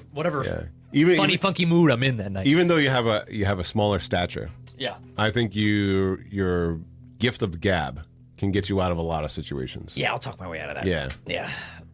I'm just saying, hey, life in prison. Yeah. Fuck it. Yeah. I think you would fare better in prison than I would. No, yeah, you already I'm have not talking that demeanor. I'm not talking like DUI prison. I'm talking like prison. Yeah, like lockup, like maximum security prison. Yeah. Yeah. I think people would challenge you. Yeah. You already have that. I have what they call a bitch face. Not only do you have a bitch face, you also come off as this loud, boisterous person. Yeah. And they don't like that shit. And they're gonna try. Yeah. They're gonna be like, hey, "Fucking Dave, you think you're the shit?" Yeah. I'm gonna fade, bro. I'm gonna be like a little rat. Yeah. If me and you get locked up together, I can see you selling me out. No. To be like, yeah, see the fucking punk ass over there? No, hell no. Yeah, see that little bitch? No. Hell no. I don't know. I don't know what I would do. No. We've talked about this on the podcast. Yeah. But you'd be a pod boss. No, hell no. I'm not running the pod. I would never do that. I am going to fly so under the radar. No, you're gonna have Kelly. You're gonna have your mom, and I can see right there. Oh, I'm selling. Your mom is stacking your books. Oh yeah. You're gonna have so much fucking commissary. Like I said, I hope Kelly's still with me, but I'm 100%. I'm getting as much money as I can, and I'm dishing out almost like a reward system. Right. I'm gonna reward these guys. Right. Like little points. Yeah, some soap, some fucking ramen, some whatever. Whatever you need. Like there's gonna be like a credit system with me. Right. New pair of boxers. Whatever you need, just you know what I mean? Just be nice. Just treat me nice, you know? Your mom would 100% stack. She's not my mom loves me. I know. She's not gonna let me You're go the down. baby boy. I'm the baby boy. She's not gonna let me go out like that. No. I'm like, Mom, I need $100 on commissary right now. You be set. Me, I'll be like, fuck. Anybody got a nickel? No, but as long as we're locked up together, we'll be fine. I'm telling you, I'm gonna get you through this, Dave. I'm gonna get you through. Am I gonna be? Will I be your muscle? Yeah. Yeah. Yeah. No, because I don't want any. You don't want drama. Aggressive. You don't want to bring attention. I don't want any aggressive authority. Yeah. No, that's not me. That's what gets you in fucking trouble. They're all fucking bunch of. I don't. Yeah. I want to be a good muscle guy. No, not anymore. No. You lost all your fucking power. I lost. You lost all the oomph. Yeah. Yeah. When I was 300 plus pounds, I probably You could have. Yeah. carried You could have carried your own. Problem is they'll jump you in jail. Oh no. Yeah. I'm very willing. See, my thing is that I would just like keep my head down, not start shit. You know, just mind my business. But like you said, somebody is probably going to try me. And my thing is, I'll probably get my ass beat, maybe stabbed a couple times, whatever. But You're gonna fight back. I'm going to fight back. Like the number one thing, and this comes from like our CO friends, our correction officer friends. The worst thing to go in on the first day is if somebody calls you a bitch on day one. You can't use You that. Bitch, have to. Bitch means a different. You have is to a react. different tone. Yeah. In jail. You have to react. Yeah. Like you can't just be like ignore it. Yeah. If somebody calls you, but that is a direct fucking challenge. Yeah, it's not like you and your friends saying Yeah. bitch out here. Right. Shut the fuck up, bitch. Yeah. No, bitch is like, you're my bitch. Yeah. You know? So I would have to react. And then, you know what? I'll be put in solitary and I'll get out and I'll just punch somebody again and then go back in solitary and I'll do my time in solitary and become crazy. No, you'd go crazy, dude. You'd go crazy. I'd start talking to the COs. I'd have a bar of soap with a fucking face carved out. Yeah. That'll be my You'd be like Tom Hanks on Castaway. Wilson. Yeah, you'll be Wilson. You'll have your bar of soap, Wilson. Yeah. And when my bar of soap like fades away from washing, I'll be like, The CO comes up to the door like, Dave, you all right? And he's like, you just see the back of your head and you're just making out with a bar of soap. Carve a hole in the bar of soap. his mouth. Leave me alone. It's just soap like this. has the face of a blow up doll. After washing your ass, your pubes are hair on the top. Yeah. All right, sorry. All right. No, honestly, I hope that one day, if we get murder, if we ever get charged with murder, I hope we only have to serve 10 years in jail. Yeah. It's great. She only got 10 years. Yes. Well, it has to be some fucked up case. Yeah. It has to be really fucked up. No, she only got 10 years. Yeah, I know. Yeah. But that's because it's a fucked up case. Yeah. You know, she was tortured her fucking entire life, pretty much. So yeah, that was blatant. Again, we're going off on a. Listen, guys, it's Christmas, okay? Yeah. It's Christmas. Let It's us almost have a fun. new year. We're All having a right. good time. Let us have fun. Don't fucking come at me with all the. We'll figure it out next year. Yeah. 2004. We're never going to figure it out. I'm going to be honest with you guys. New Year's All right. resolution. But last but not least, Hmm. this was probably the biggest case of the year, for sure. Coming into, Yeah, 2023. And there's actually like new stuff coming out, like Yeah, he could, as of like the last 2 days. he could get off. Yeah. He could get off All very right, so easily. all All right, this what we case got? actually took place November, but it's still relevant and ongoing. Mm-hmm. In November 2022, a student at the University of Idaho called 911 to report an unconscious individual. When authorities arrived at the scene, an off-campus house near the university, the door was open and they ultimately found not one unconscious person, but 4 deceased individuals inside. Now, here's the thing. Again, I'm just saying hypothetically. All right, so I live here in the basement. Okay, you let me rent out a room down here in the basement, and Yep. I wait. Yep. Oh, studio chloroform. This isn't a basement. No, this is the penthouse. So I give you the bottom floor of the penthouse. Yeah. That's studio chloroform. Gotcha. with no spiders. No spiders. No. There was dog shit on the There floor. was literally There was dog shit. the little dog shit on the floor before we started this Thank episode. you, Anya. Sorry, go ahead. Yeah, if you remember a couple episodes ago, Studio chloroform penthouse. Yeah. we were chasing Anya for fucking half an hour. Yeah. but now she repays us by Shitting on our fucking floor. shitting on the floor. Awesome. Yeah. All right. So if I come here and then I wake up, I go upstairs and I see you stabbed to death on the floor, I'm not calling in an unconscious person. No. Fucking Garrett's dead. Did it happen differently? I mean, what did you know more about this than I do? So. No, I think I don't think that the individual who called checked. I think he was nervous. Just said, she's not breathing. I don't know what's going on. Yeah, okay. I think it was more of a scared thing. A traumatic experience like that for a child. I don't care what you said. They're child. They're college kids, but they're children. Yeah. I think he went in there, saw something wasn't fucking right, saw blood.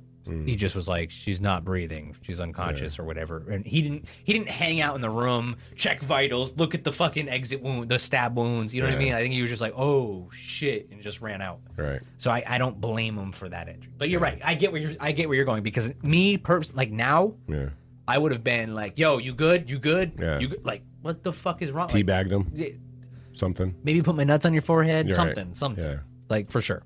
I get what you're saying, though. But you got to put an age in consideration. And I got you. An Idaho coroner ruled all 4 deaths homicide by stabbing. The victims were identified as Kaylee Goncalves, 21, Madison Mogan, 21, Ethan Chapin, 20, and Xana Kernodle, 20. 3 of the 4 students rented the home together, and all were reportedly close friends. The day of the murders, Goncalves posted a picture of herself and the 3 others on her Instagram. Police also identified 2 other students who lived in the home and who survived the attack unharmed. Authorities didn't name these students, and Aaron Snell, communications director for the Idaho State Police, only revealed potentially they are witnesses. In the weeks following the murders, police failed to identify a suspect but cleared all 4 victims of any suspicion. They also announced they found no murder weapon at the scene.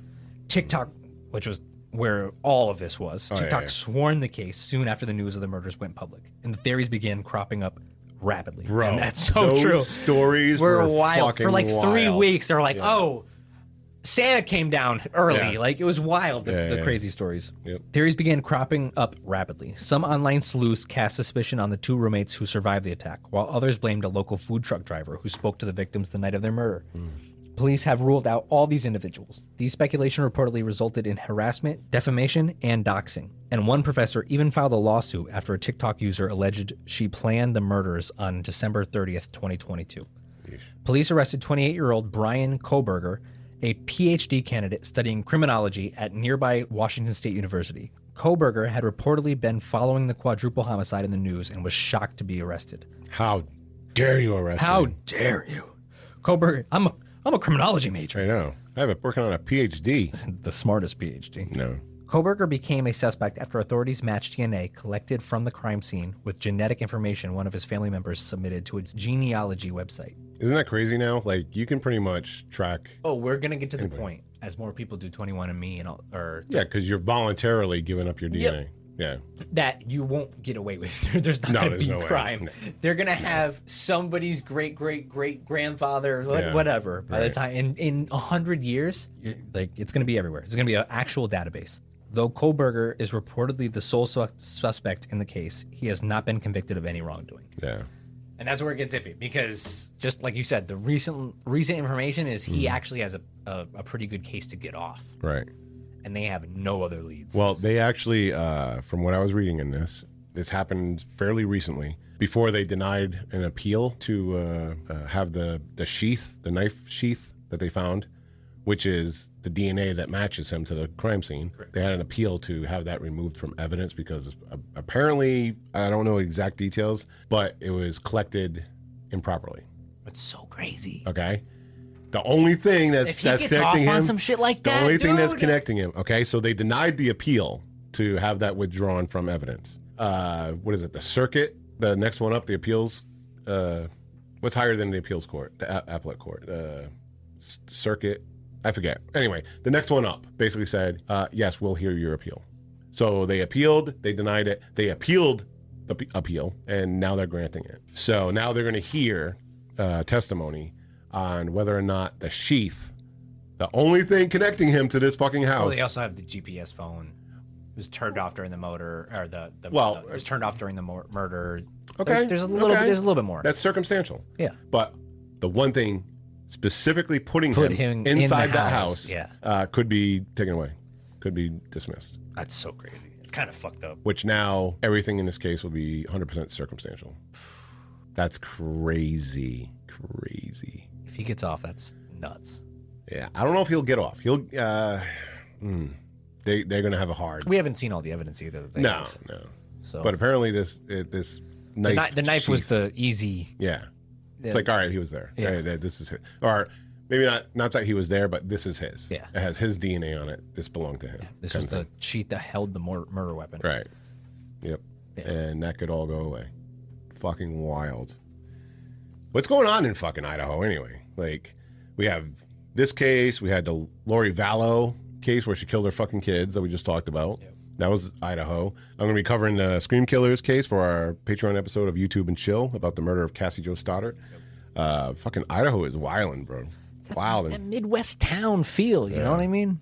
People working, hard workers, 9 to 5. Not a lot they gotta going let on they gotta let that fucking rage out somewhere, you know? Yeah. Well, there's no fucking extracurricular activities. I might as well fucking murder. middle America, Yeah. ladies and gentlemen. All right, so that'll do it for the year in review. What a year. Yeah. A lot of wild cold year. cases. There's still quite a few that happened this year that We're not included, yeah. what's that? Adnan what the fuck was his name? Remember the podcast Serial? Adnan Ayed or whatever his name is? He was in jail for 20 years for the murder of his ex-girlfriend. Coming to find out that they ran DNA, and his DNA is nowhere to be found. There's no proof. No proof. But there's other DNA from other people on her body. Not his. And apparently there was a witness saying that he, Adnan, was nowhere near his ex-girlfriend at that time. Holy shit. He was in the library studying with her. But the prosecution or his defense attorney at the time, one of the two, did not call her as a witness. Wow. For an alibi. They totally just fucking nope. So he spent 20 plus years in jail for her death, and he just got exonerated. Can you sue if you spend that kind of time in jail? Yeah. And then you... Oh, 100%. Now, some states, like there was this guy, I don't know the name of the case or anything, but there was a guy who was falsely accused of rape and murder. I think it was in the state of New York. Falsely accused of rape and murder. Yeah, it's him. It wasn't him. He spent nearly 30 years in jail. Finally, DNA evidence exonerated him. Found him not guilty. Found him not guilty. He went to sue the state of New York for false imprisonment and all this other kind of shit, and they fucking denied him. Like, nah. That's crazy. Yeah. I better be compensated. If I do 30 fucking years in jail. Yeah. And there was another case where, I forget what state it was, they only compensated him $1 for each year he was in jail. You didn't take away, you took away time. You took away the most valuable fucking thing you have. Oh, absolutely. Especially 30 years of your prime life. Yeah.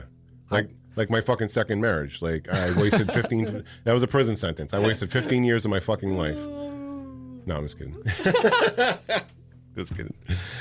All right.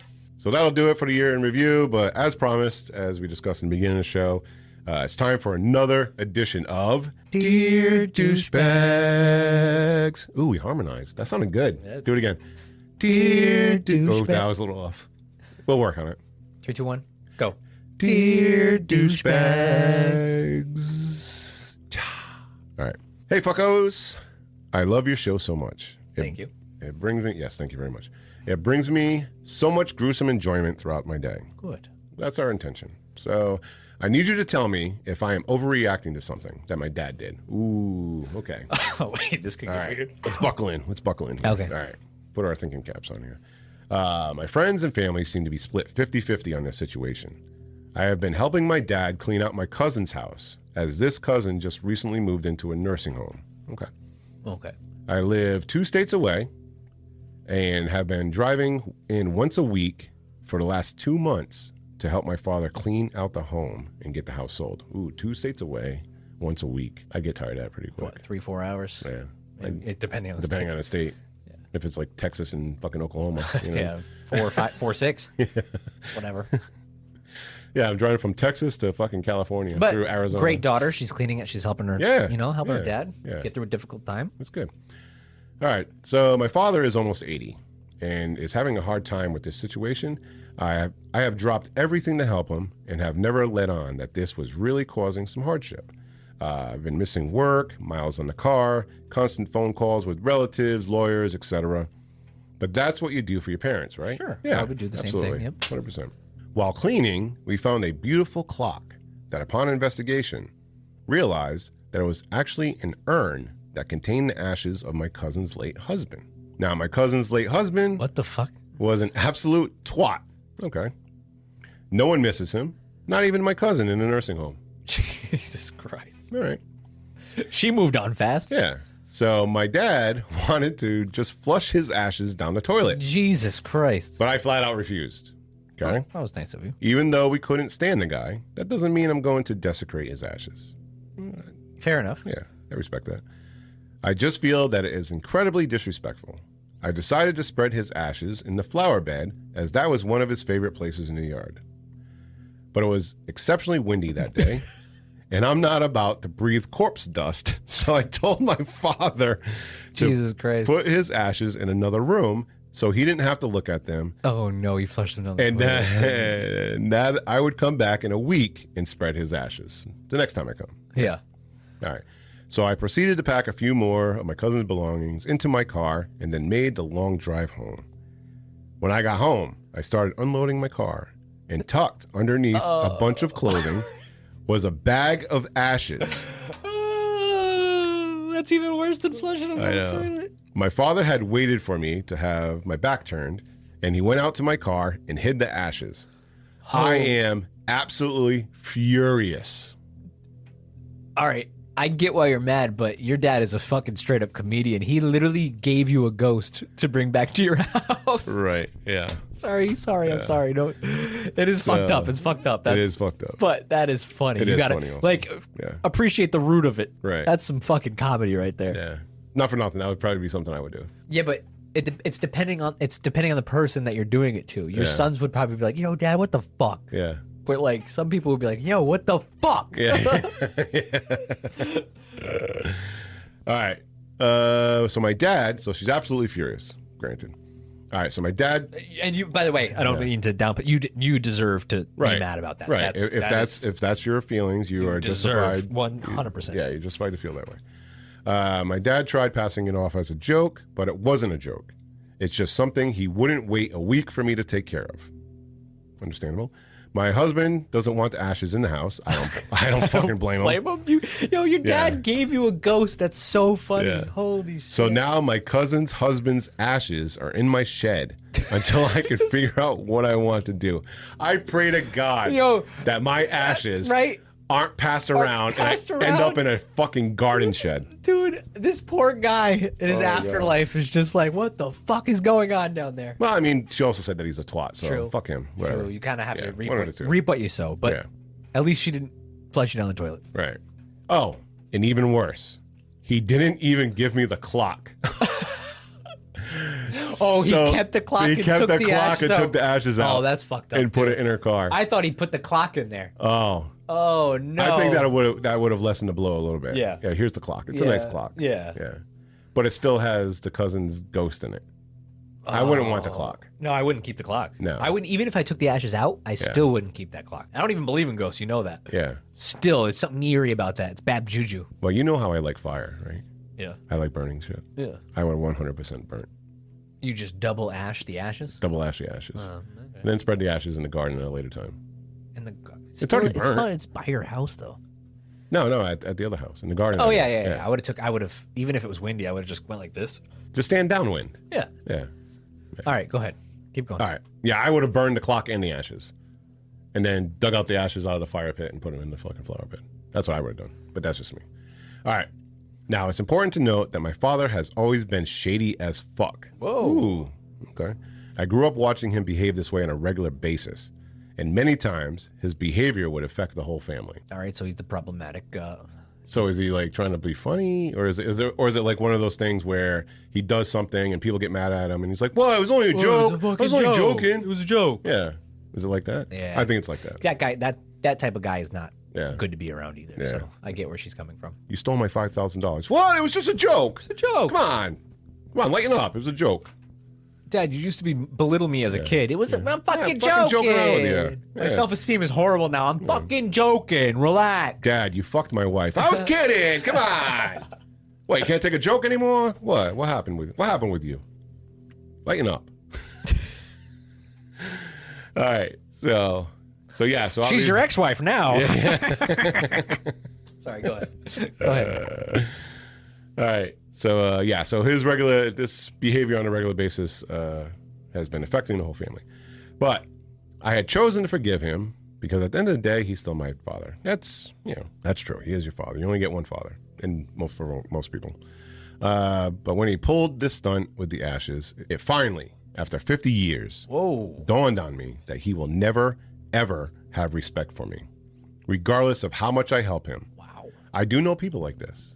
I do know people who go out of their way to help their parents, and their parents basically just shit all over them. Yep. You know what I mean? She did do a lot. And the siblings that don't take care of their parents are the ones that are fucking gold. Yeah. Why can't you be like your brother? Isn't that funny? I feel like every family has that situation. Yeah. There's always a favorite. And even if you don't know who the favorite is, you are the favorite. That's how it usually works.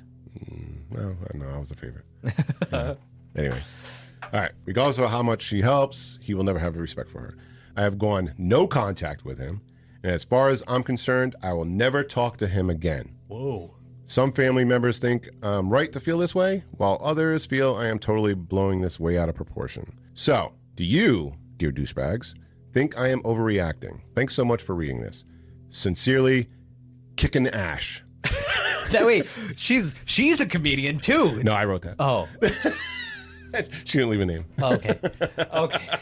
I was like, whoa. I was going to say, sincerely, my dad's an ash hole. Oh, that was even better. That was even better. Yeah. Kicking the ash is funny too. All right. So what do you think? All right. I'm going to tell you right now. Yep. I don't think you're overreacting. I think all your feelings are valid. Coming from someone, I'm very close with somebody whose family is very divided, doesn't talk to each other, will fight over little things, and it'll turn into something big. Yeah. Also, it's exactly like she said, it's grown from a point where now you're just sick of it. Yeah, and basically the straw that breaks the camel's back type of situation. Just like she said, I'm done. I've done 50 years. I've done all this nice things for him. I've traveled from. I'm helping him in his time of need, and he does this shit to me. I totally get all that.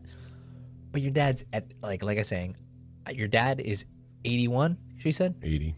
80? Yeah. 80 years old. Do you want to let this... Still a barrel of laughs, apparently, at 80.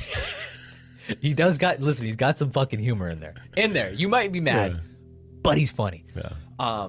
But do you want to let something like this ruin the last little remaining years you have left with your dad? Garrett, I'm impressed. That's all I'm saying. I'm not saying you are going to make every choice you want. You decide. But it's not worth it, man. I'm impressed, Garrett. That's pretty good. Time is, you get what you get, and that's it. Yeah. And some people aren't even lucky enough to have their parents around in their 80s. Raising their hand. In their 80s. Yeah. So both of mine are if going. you want to go that route, you want to cut them off completely. I wish my parents would put ashes in my car. Yeah. And that's exactly what I'm saying. There's people out there that would kill to hang out with their dad or their mom for one more day. Mm-hmm. And you're lucky enough to have your parents or your father in his 80s. Yeah. Even though I'm going to tell you my choice is, listen, suck it up. Your dad's sense of humor is not the great. It's funny, but it's not the greatest people pleaser self of humor. I don't even know the words here. Yeah. But cherish the last little bit of time you have left with your dad, because you're gonna miss him when he goes. That's my final. I'm very impressed, Garrett. That was not a douchebaggery comment. I'm trying to be honest. That's just how really I feel. This was kind of a touchy dear douchebag. Hey, and it does deserve a heartfelt thought. Yes. And I will say, I will base it on this. So at first when I was reading this, I was thinking it was like a generational gap kind of thing. Yeah, because like my sense of humor is obviously going to be a lot different than my children's sense of humor. For sure. Okay. I'm a Gen You're X. also a little darker too. You would do that, Joe. Oh, yeah. You know what I'm trying to say? Hey, you have a little. I can 100% see me do that. You have a way darker sense of humor than the average. I would be person. chasing my kids with the bag of fucking dust. Touch it. Yeah. Yeah. Oops! Oh, watch out! I almost dropped it. You definitely would. Yeah. That is your humor to a T. Yeah. Right. I'm basically your father. So, so I can actually see his side of it, where like I'm a Gen X. When we want to do something, we want to get it done, and I think boomers are even worse than Gen X. And right. He's a boomer, so he probably has it tenfold. He's like, no, basically he's saying, oh yeah, I'm joking around, and he might have gone about it in a joking way. But the bottom line is he wants this thing done, get rid of it. Like, I don't want it here. You know what I mean? Kind of thing. Yeah. So, and he's going to keep the clock. Very, very, very straight to the point. Yeah. So, but I see that you've been dealing this for 50 years, so you're probably roughly the same age as me, which makes you a Gen X as well. So yeah, I'm going to go with Garrett, And speaking as someone who has lost both of their parents, and I have not always agreed with my parents, particularly my father. We had a little, when I was younger, we had, we kind of butted heads, as with most boys do with their fathers. Dads, yep. But bottom line is that he is your father. Cutting off cold turkey, I would say no. Try to cherish the last few years that you have, even though it's most likely going to be spent vacuuming ashes out of your fucking car.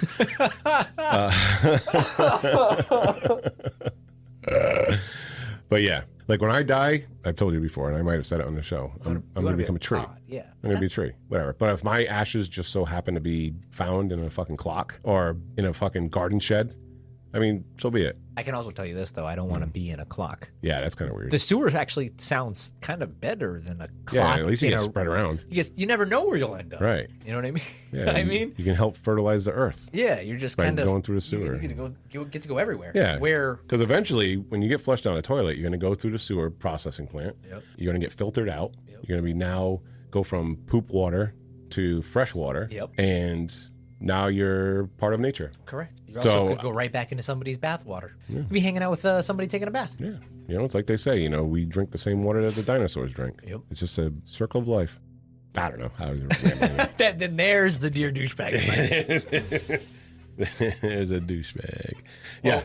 Thank you so much for that. Yeah, that was actually a really good dear douchebags one. Yeah, that's actually like really thought provoking. Yes. And like we said, your feelings are justified because you did feel them. We got. I like this too because we got to put a little Gen Z spin on it. Yes. You are justified in feeling the way you feel. Well, she is though. Yeah.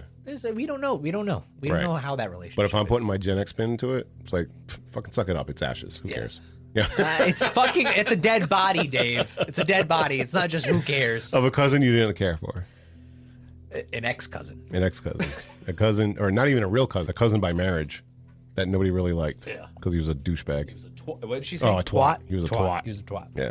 All right. So that'll do it for True Crime Douchebags. We really need a jingle. Somebody send us a jingle. Yeah. Please. So thank you all for hanging out with us. If you found what you heard interesting, go to Apple Podcasts, Spotify, Good Pods, or wherever you listen to podcasts and leave us a review or a comment on the episode. And don't forget, head on over to criminalasfuck.com for all of your criminal AF needs, socials, Patreon, merch store, submit your mail call questions, submit your dear douchebags, you name it, it's there. Wait, hold on. Before we take off, I just, we got a little sentimental on the dear douchebags. Yeah, I just wanted to say thank you guys all for listening to us this year. We've seen absolutely. so much growth over this year, and it just. We never would have thought we'd get to this point when we started in Dave's spare bedroom with shitty webcams, plug-in microphones, USB microphones. Yeah. Thank you all to who supported the podcast, Patreon members, anybody who's donated a coffee, thrown any money towards us. It all goes back to the podcast. It's I just never saw this getting to this point. We started this as like, I just wanted to help out Dave, pass the time, and it's just the growth has been amazing. So I just thank you to every single person who's listening, watching, whatever. Absolutely. Commenting on an Instagram video, anybody associated with Criminal AF. Yeah. And all the Spotify year-end reviews, too, that were up there, too. That's fucking awesome. That made us feel crazy good. I know. Seeing all those, being like a top 5 podcast that people listen to. Yes. Like, oh, you're in my top 1%. It's like, holy shit. Yes. Yeah. Never, like I said, we would have never thought we would have got here. No. So, and not only that, you. meeting people not only in the United States, but Australia, South Africa, like fucking South Africa. Yeah, when you see our stats and they're all over the world, you're like... I mean, we have people from Romania, fucking Germany, Japan, India, fucking South everywhere. Africa, yeah. Like 2 years ago, we never would imagine, hey, we just had a decent conversation with somebody from Botswana. Yeah. What? That said they're big fans. Yeah. It's crazy. Wild. So to piggyback off of Garrett, thank you all so much. This year has been great. Looking forward to 2024. We have a lot of things coming up. Should we? You want to drop the first episode of 2024? Okay. Hear us out. Hear us out. Because we're struggling with this one. I think 2024. Ugh. It doesn't even feel right saying it, but I feel like we have to. If it hurts us to say it, it means it's got to be done because it hasn't been done. If you look up on any podcasts, any like that, these guys won't touch it. And I feel like we have like Obligation. An obligation. It's our home state. It's our home state, Connecticut. It was a huge effect in the world, but I think 2024 we're going to start off with Adam Lanza. Oof, Sandy Hook. And before you guys freak out, we're not going to glorify him. We're not going to do any of that stuff. Yeah. But I feel like it's a story that was so it was so horrific. Yeah. And it was swept under the rug so fast. Nobody talks about him. Nobody does anything. Yeah. I think his problems need to be addressed. We can tackle politics, whatever you guys want to. We're going to get into it all. Yeah, we're going to touch on the mental health. We're going to touch on the poor fucking victims. We're going to do it all. It's going to be a big one for to start off 2024. We're kind of reworking how we do episodes and a lot of the red flags that were fucking missed. Yes, correct. There was numerous red flags. And it's hard to even find information on this guy because, like I said, people will not speak his name. Yeah. So we don't have producers telling us, no, you can't talk about that. Yeah. So we're gonna do it. We feel like it's an obligation. Yeah. It's a story that needs to be told because there needs to be awareness to it. Yeah. And you have to remember the victims too. Those poor kids they're already forgotten. Like there's so many crazy mass shootings that the victims just come and go. Yeah. And Sandy Hook was the first, I feel like, one that, like, Columbine was huge. Sandy Hook is the largest school shooting. Correct. As far as deaths I'm go. saying, but Columbine had. That kicked it all off. Yeah. That kicked it off, right? That is the most famous one. Mm-hmm. Sandy Hook was, I think, bigger. Oh, much bigger. Yeah. It was the fact that they were young kids and this and that, but I feel like it was so horrific at the time that nobody could talk about it. This is one that we've been battling probably the last 6 months. Oh yeah, they're like, what should we do? Should we do this? Should we not do it? And it's just like kind of get passed on. Because we either do the same. We're conditioned to be like, nope. That's too touchy. Yeah, but if you look, you guys can look now. Nobody touches them. Yeah. You might find a subreddit form or whatever, but a handful of videos on YouTube maybe. Yeah, but no big podcast is talking about them. Nothing. So I think Criminal AF. Criminal AF. We'll do it. And we did just drop the Uvalde story on our Patreon. Yep. For the YouTube and chill. We watched that video. So we're gonna go with Sandy Hook, Adam Lanza. 2024, guys. 2024. Next episode. And listen, wish us luck. Merry Christmas. We don't get canceled. I know. That might be our last episode. So if we're still here, we love you all. Yep. Merry Christmas, Happy New Year. I hope your 2024 is fucking fantastic. Amazing. Better than this year. Yes. Love you all. Thank you guys for all the support. All right. With that being said, signing off from Studio Chloroform. Keep your head on a swivel and stay safe till next time. See ya. Now give me our theme music.